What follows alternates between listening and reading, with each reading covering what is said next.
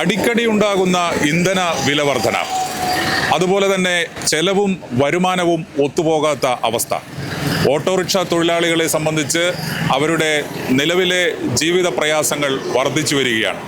ഇന്ധനവില ഇപ്പോൾ ദിവസക്കണക്കിന് എന്ന നിലയിലാണ് വർദ്ധിച്ചുകൊണ്ടിരിക്കുന്നത്. അതുകൊണ്ട് തന്നെ ഒരു ദിവസം വരുന്ന ഇന്ധന ചെലവും ഒരു ദിവസം രാവിലെ മുതൽ വൈകുന്നേരം വരെ സർവീസ് നടത്തിയാൽ കിട്ടുന്ന വരുമാനവും തമ്മിൽ വലിയ വ്യത്യാസമാണ് ഓട്ടോറിക്ഷ തൊഴിലാളികളെ സംബന്ധിച്ചുണ്ടാകുന്നത്.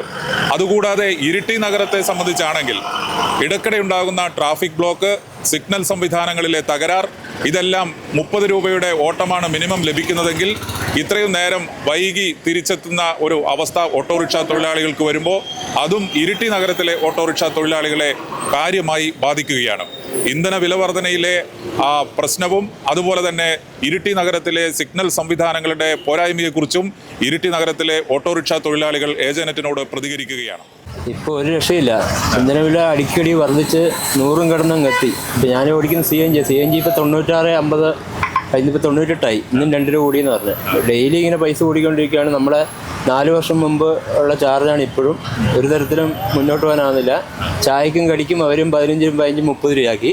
നമ്മുടെ മിനിമം ചാർജ് അന്നും ഇന്നും ഇതേപോലെ സാധനങ്ങൾക്കും പാർട്സിനും മറ്റുള്ള സാധനങ്ങൾക്കും നിത്യോപയോഗ സാധനങ്ങൾക്കെല്ലാം വില കൂടി ഒരു തരത്തിലും മുന്നോട്ട് പോകാൻ പറ്റാത്ത രീതിയിലാണ് ഞങ്ങളുള്ളത്.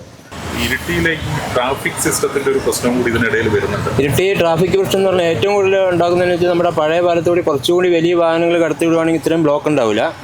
ചെറിയ വണ്ടികൾ എൻ്റെ അഭിപ്രായത്തിൽ ഒരു 4 വീൽ വണ്ടികളെല്ലാം തന്നെ അതിൽ കടത്തി വിടുവാണെങ്കിൽ ഇങ്ങനെ ബ്ലോക്ക് ആവില്ല.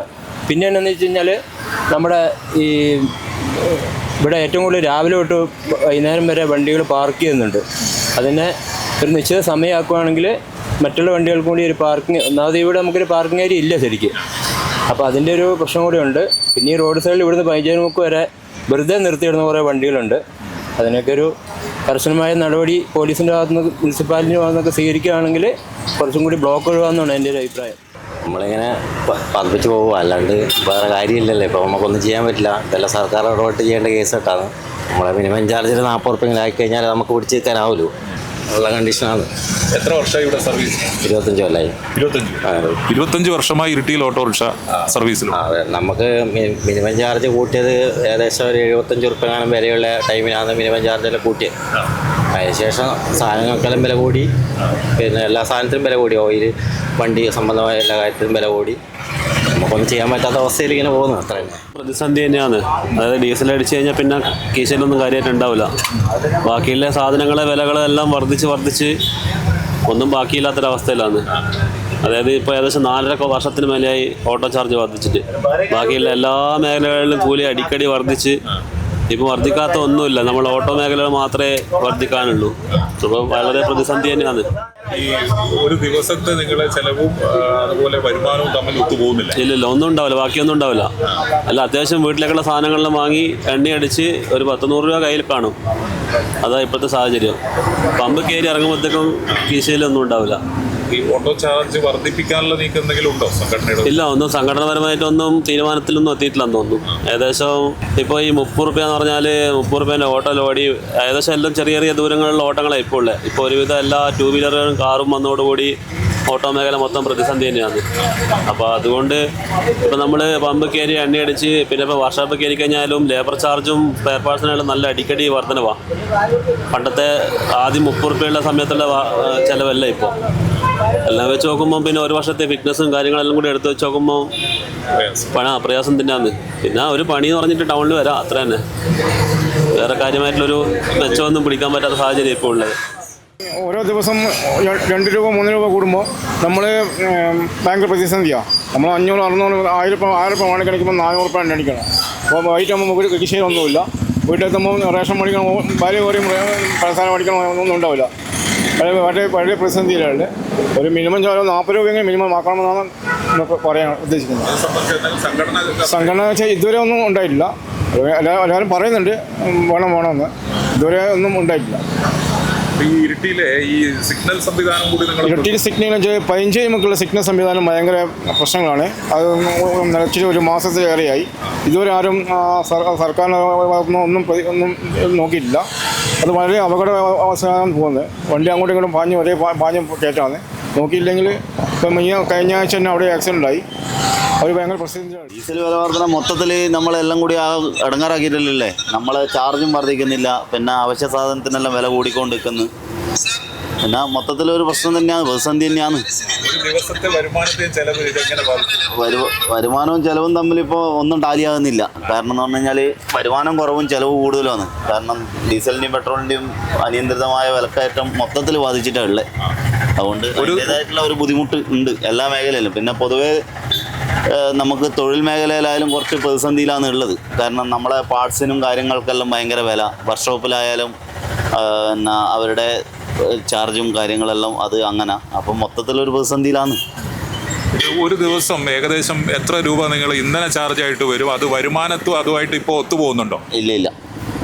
ഏകദേശം ഒരു നമ്മളെല്ലാം ഇപ്പോൾ ഒരു നോർമലായിട്ട് ഒരു ഏകദേശം ഒരു 1000 ഉറുപ്പ്യൻ്റെ ഒരു ഓട്ടോ ഓടണമെങ്കിൽ ഒരു 250 ഉറുപ്പ്യ ടാർഗറ്റിലാണ് നമ്മൾ സാധാരണ ഡീസൽ അടിക്കൽ. പക്ഷേ ഇപ്പോൾ അത് 300 ഉറുപ്പ്യ 350 ഉറുപ്പ്യ തോതിലാണ് അടിക്കുന്നത്. പക്ഷേ 1000 ഉറുപ്പ്യൻ്റെ പണിയും ആകുന്നില്ല. റോഡ് മോശത്തിൻ്റെ പ്രശ്നം വേറെ, അങ്ങനെ ഇങ്ങനെയുള്ള പ്രശ്നങ്ങളെല്ലാം ഉണ്ട്.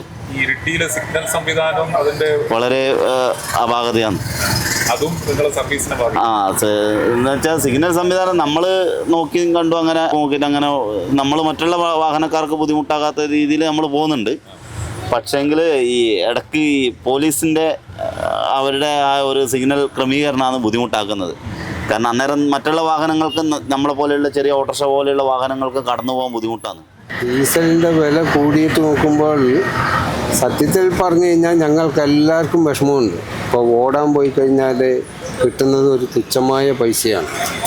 അതിൻ്റെ കൂടെ എന്ന് പറഞ്ഞു കഴിഞ്ഞാൽ ഈ ഡീസൽ വില വർധനവ് ശരിക്കും ഇപ്പോൾ ഒന്നും ഇല്ലാതാക്കിയിരിക്കുകയാണ്. വാടക കൂടാതെ പിന്നെ സാധനങ്ങളുടെ വിലക്കയറ്റം, ഇതെല്ലാം ശരിക്കും ഒരു ഓട്ടോ തൊഴിലാളിനെ നല്ല നിലയിൽ ബാധിച്ചിരിക്കുന്നതാണ്. അതിൻ്റെ ഒരു കുടുംബം കൊണ്ടുപോകണമെങ്കിൽ ഒരു 2-3 കുട്ടികളൊക്കെ ഉള്ള ഒരാൾക്ക് അതിൻ്റേതായ ചിലവുകൾ കൂടുതൽ തന്നെയാണ്. ഇതെങ്ങനെ കുറയും? ഇപ്പോൾ യുദ്ധത്തിൻ്റെ അടിസ്ഥാനത്തിലാണ് വില വർധനവ് എന്ന് കേന്ദ്രവും പറയുന്നുണ്ട്. പക്ഷെ നമ്മളിത് അംഗീകരിച്ചും കൊടുക്കണം, അംഗീകരിക്കാതിരിക്കാനും നമുക്കാകില്ല. അല്ലാത്ത സമയങ്ങളിൽ ഇനി കൂടിയത് കുറയുമോ എന്ന് മാത്രമേ ഇനി നമുക്കൊരു പ്രതീക്ഷയുള്ളൂ. കൂടിയത് എന്തായാലും യുദ്ധം അവസാനിക്കുവാണെങ്കിൽ കുറയട്ടെ എന്ന് പ്രത്യാശിക്കാം. ഒരു ദിവസത്തെ ഇന്ധന ചെലവും നിങ്ങളുടെ വരുമാനവും തമ്മിലുള്ള വ്യത്യാസം ഇപ്പം എങ്ങനെയാണ്? ഒരു വിധത്തിൽ പറഞ്ഞാൽ ഇന്നൊരു ശരാശരി ഉച്ചയ്ക്ക് തൂമ്പാപ്പണി എടുക്കുന്ന ഒരു വ്യക്തിക്ക് ഇപ്പം ചിലവും കഴിഞ്ഞ് 500 രൂപ ഒരു ദിവസം കിട്ടും, ഒരുവിധം കഴിഞ്ഞു പോകാൻ. അതേ സമയത്ത് ഒരു ഓട്ടോറിക്ഷ തൊഴിലാളിക്ക് ഒരു വിധത്തിലും ആ പൈസ ഒക്കില്ല. വൈകുന്നേരം വരെ ഇരുന്ന് കഴിഞ്ഞാൽ ഇപ്പോഴത്തെ സാഹചര്യത്തിൽ, കാരണം ജനങ്ങൾക്ക് പൊതുവിൽ ഒരുവിധം എല്ലാ വീടുകളിലും വണ്ടിയുണ്ട്, ഓട്ടങ്ങൾ കുറവാണ്. പിന്നെ അതുപോലെ അവർ ചില്ലറ സാധനം വാങ്ങി പണ്ട് പോയിക്കൊണ്ടിരുന്ന ഓട്ടോ വിളിച്ച് പോയിക്കൊണ്ടിരുന്നവരൊന്നും അങ്ങനെ ഒരു ഇതില്ല. സ്കൂട്ടി 2 വീലർ ഉള്ളതുകൊണ്ട് അതിൽ അവർ പോകുന്നു.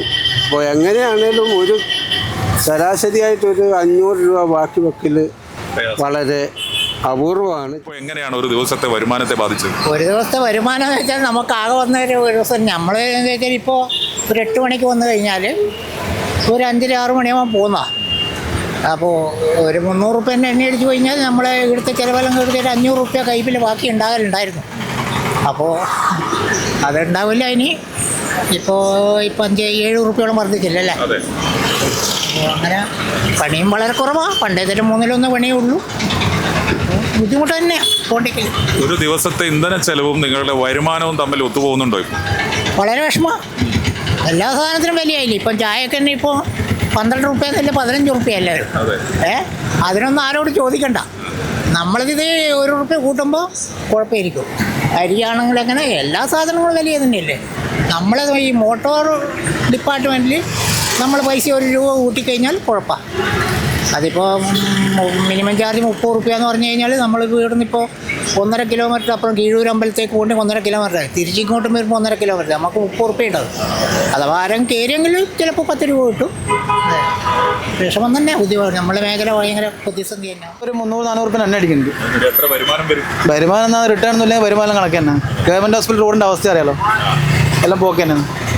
എല്ലാവരെയും ബാധിക്കുന്ന വിഷയം തന്നെയാണ്. പക്ഷേ എന്ന് വെച്ചാൽ ലോകത്തിലെല്ലാം സംഭവിച്ചുകൊണ്ടിരിക്കുന്ന ഇതാണ്. അപ്പോൾ നമ്മളെ കേരളത്തിനോ ഇന്ത്യ രാജ്യത്തിനോ മാത്രമുള്ള വിഷയമല്ല. അപ്പം പരമാവധി ഇപ്പോൾ കേന്ദ്ര സർക്കാർ ഇതിനിടയ്ക്ക് 10 രൂപ അവർ നികുതി എന്ന് ഓർത്തിട്ടുണ്ട്. അതുപോലെ സംസ്ഥാന സർക്കാരും എല്ലാം കുറച്ചുകൊണ്ട് പിന്നെ ഈ പ്രതിസന്ധി എല്ലാവരും തരണം. ഇപ്പോൾ കൊറോണ വന്ന സമയത്ത് നമ്മൾ വീട്ടിലിരുന്നിട്ടും എല്ലാ സർക്കാർ പറയുന്നതും പഞ്ചായത്തുകാർ പറയുന്നതും ആരോഗ്യവകുപ്പ് പറയുന്നതെല്ലാം കേട്ടിട്ട് നമ്മൾ അതിന് രാജ്യത്തിൻ്റെ പുരോഗതിക്ക് വേണ്ടി നമ്മൾ സഹകരിച്ചിട്ടുണ്ടല്ലോ. അതുപോലെ ഈ പ്രതിസന്ധി നമ്മൾ തരണം ചെയ്യണം. ഈ വില വർദ്ധിച്ചതിന് ശേഷം ഒരു ദിവസത്തെ നിങ്ങളെ വരുമാനത്തെയും അതിൻ്റെ ചെലവിനെയും എങ്ങനെ ബാധിച്ചു? ഒരുപാട് ബാധിച്ചിട്ടുണ്ട്. നമുക്കിപ്പോൾ ചെറിയ വണ്ടി ആയതുകൊണ്ട് നമുക്കൊരു ദിവസം ഒരു 100-150 പിന്നെ ഇന്ധന വിലയിൽ വ്യത്യാസം വരുന്നു. പക്ഷെ അതല്ല, ദൈനംദിന ജീവിതത്തിൽ മറ്റുള്ള കാര്യങ്ങളിലും വ്യത്യാസം വരുന്നുണ്ട്. അതെല്ലാവരും ബാധിക്കുന്നുണ്ട്. അപ്പം നമുക്കത് മനസ്സിലാക്കാൻ പറ്റുന്ന കാര്യമുണ്ടല്ലോ. നമ്മളെ ഒരു ഇവിടുത്തെ സംസ്ഥാന സർക്കാരിൻ്റെ അല്ലെങ്കിൽ മറ്റുള്ളവരെ പ്രശ്നമല്ലല്ലോ അത്. അപ്പം ആഗോളതലങ്ങളിൽ വരുന്നൊരു വിഷയമാണ്. അത് നമ്മൾ ഉൾക്കൊള്ളുക. ബുദ്ധിമുട്ടല്ലായിരിക്കും. ഓട്ടോറിക്ഷ തൊഴിലാളികൾക്കെല്ലാം ഒരേ സ്വരമാണ്. അവരനുഭവിക്കുന്ന നിത്യജീവിതത്തിലെ പ്രതിസന്ധി, വരുമാനത്തിലെ ഇടിവ്, അടിക്കടി ഉണ്ടാകുന്ന ഇന്ധനവില വർധന, ഇരിട്ടി നഗരത്തെ സംബന്ധിച്ചാണെങ്കിൽ സിഗ്നൽ തകരാറ് മൂലം ഉണ്ടാകുന്ന മണിക്കൂറുകളോളം നീളുന്ന ബ്ലോക്ക്, ഇതെല്ലാം ഓട്ടോറിക്ഷ തൊഴിലാളികളെ സംബന്ധിച്ച് വലിയ പ്രതിസന്ധി സൃഷ്ടിക്കുകയാണ്. ഇന്ധനവില വർദ്ധിച്ചതിൻ്റെ സാഹചര്യത്തിൽ മിനിമം കൂലിയെങ്കിലും വർദ്ധിപ്പിക്കണം എന്നുള്ള ആവശ്യവും ഓട്ടോറിക്ഷ തൊഴിലാളികൾ മുന്നോട്ട് വെക്കുകയാണ്. ഇരിട്ടിയിൽ നിന്ന് ജിതിനോടൊപ്പം ഷിജിത്ത്, ഏജനെറ്റ് ന്യൂസ്.